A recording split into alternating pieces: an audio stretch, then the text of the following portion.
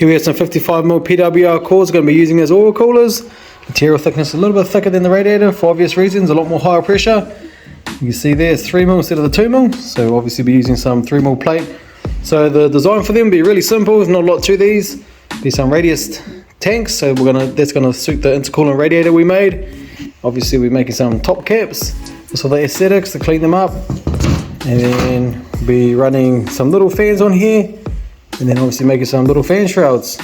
So that's basically it. Not too sure if I'm going to be running dash fittings or might go swage lock because I might hardline them instead. So yeah, we'll soon see when we cross that bridge. So for the now, what we need to do is start marking them out so we can start cutting them out.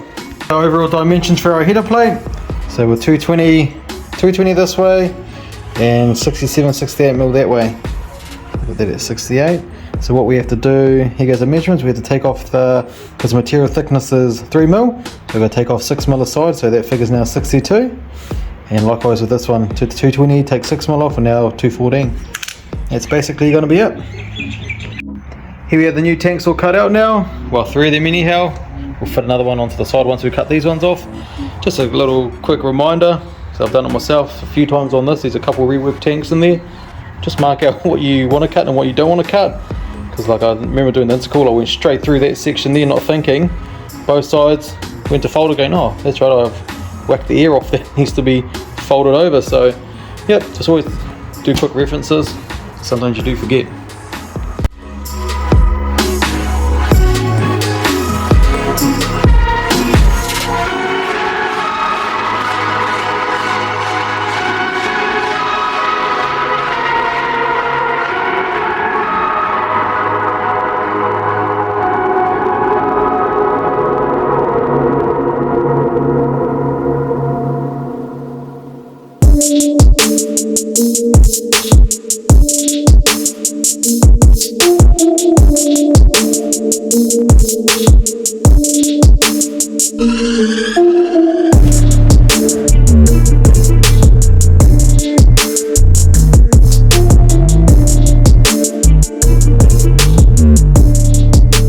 Tanks are folded up now, so what we're going to do is tack them on, then cut the tangs off, and then cut these ones in half, and then weld them onto the cores. As per usual, very average welds. I need to practice my stop starts more, as you can see there. But nonetheless, this round I actually wasn't really aiming for aesthetics, didn't matter too much what they look like. Just wanted them strong and they've all got real good penetration behind them, so that's always a bonus. As I say, these are the lifeline of the motor. You know, if these split, you could potentially cause a crash for the car following behind you. So yeah, that wouldn't be nice. So let's just make them strong more so they make them look good. What we're doing is put in the baffle in now. So what we need to do is basically use this little offcut. And then we'll just trace around the shape, cut it out, and then we can start welding it all up. So what we're going to be doing now is machining down these AN bosses. As you can see, it's a lot thicker than some 3mm. So what we'll do is machine it down so it's closer to the base material, therefore make it a little bit easier for me to weld. So as you can see, there's a bit of a difference there now. So 3mm there, 3mm here as well. Also put a chamfer in the inside, so good to go. So now we can see that's a nice smooth transition in there. Same thickness as the base material for a nice little radius to flow in and out. Here we have it, we're ready to weld up now. Just finished sanding all the flux off the cores there. They're ready to go. Just quickly made this up. It's going to help protect the core from arc strike, knowing what luck I probably would do that. Having a bit of trouble with the welding. As you can see, it keeps blowing the tungsten out. So what's happening is, we can do a decent run, keeps coming down, then by the time it gets to around about halfway afterwards, it starts popping and banging and every single run. So I'm not too sure if it's getting too hot and it's splitting or what's happening, but basically every single run, it's just after halfway, then it starts going all manky and I can't really control it. The tungsten starts giving up after that. The second oil cooler, same process, just about to tack this one on now. Making this fan shroud is not going to be too hard, so what we're going to be doing is we'll have a little lip on this side, come across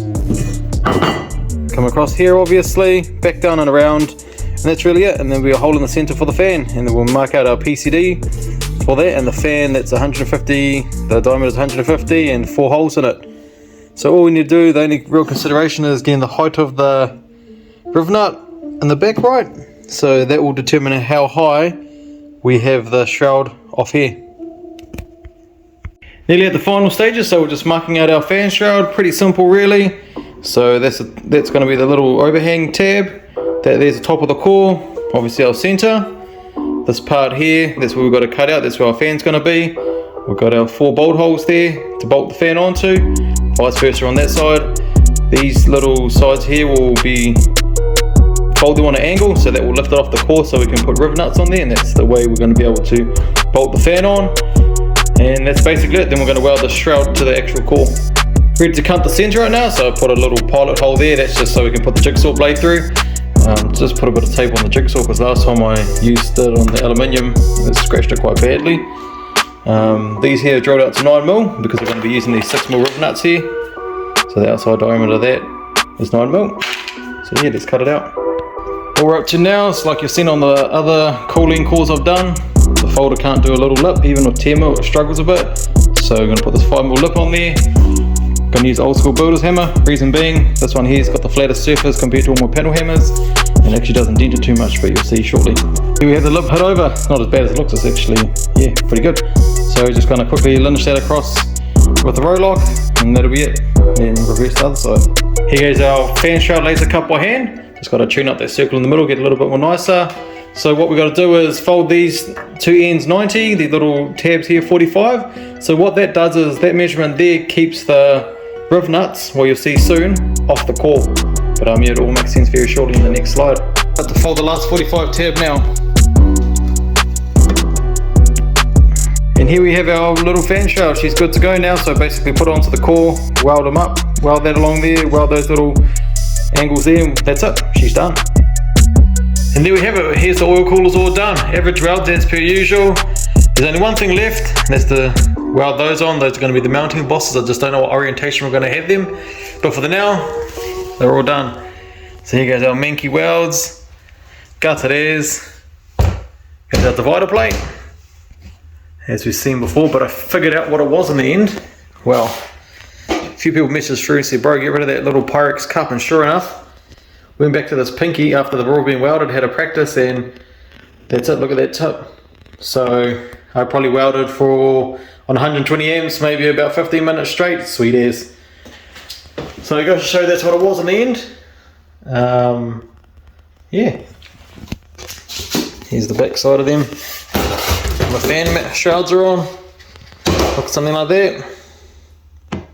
Happy days. And that's them there, just dummied up, sitting there, and that's how they're going to be mounted in the car. Relatively low-ish, because they can be mounted quite high up underneath the light, but then you're going to block half the airflow off, so we'll have them there, and that should all work out.